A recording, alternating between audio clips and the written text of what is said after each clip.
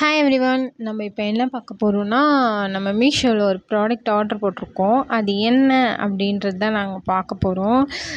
என்ன ஆர்டர் போட்டோம் அப்படின்றத வந்து நீங்கள் வீடியோ லாஸ்ட்டில் பார்ப்பீங்க. வீடியோ ஸ்கிப் பண்ணாமல் பாருங்கள் எல்லோரும். தென் வந்து இதனால் நமக்கு என்ன யூஸ் அப்படின்றத தான் நான் இதில் காட்ட போகிறேன்.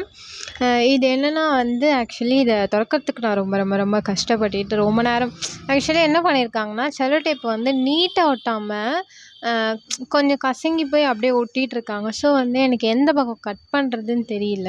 கட் பண்ணுறதுன்னு தெரியாதனால நான் கொஞ்சம் நேரம் இப்படியும் அப்படியும் திருப்பிக்கிட்டு கொஞ்ச நேரம் நான் வந்து வேஸ்ட் பண்ணிட்டேன் என் டைமை. தென் வந்து ஃபைனலாக நான் என்ன பண்ணேன், மேலே இருந்து வந்து நம்ம ஓரமாக கட் பண்ணலாம் அப்படின்னு சொல்லி நான் கட் பண்ணேன். ஏதோ திக்காக கட் ஆகிற மாதிரி ஒரு ஃபீல், உள்ளே இருக்க ப்ராடக்ட்டும் கட் ஆகுது சேர்ந்து அப்படின்ட்டு ஒரு ஃபீல் இருக்குது.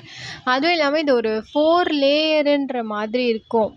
அந்த ஷீட்டே 4 லேயருன்னு சொல்லும்போது நம்மளால் வந்து உள்ளே இருக்க கிளாத் கட் ஆகுதா, இல்லை வந்து நம்ம பேப்பர் கட் ஆகுதா, என்ன ஏதுன்றது வந்து என்னால் கண்டிப்பாக தெரிஞ்சிக்க முடியல.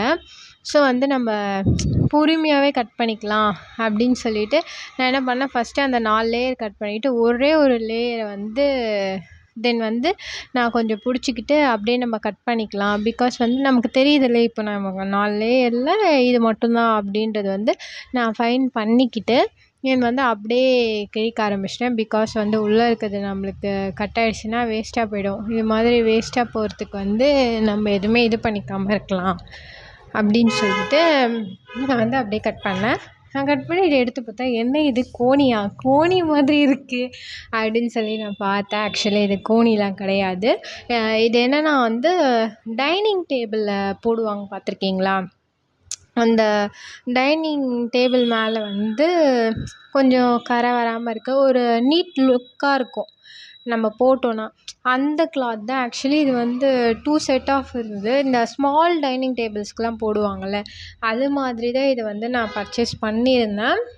இது வந்து 2 அந்த கர்வ் லேயர் மாதிரி தான் இருக்கும். பார்த்தவங்களுக்கு தெரியும். ரொம்ப பெருசுக்கெலாம் இது சூட் ஆகாது.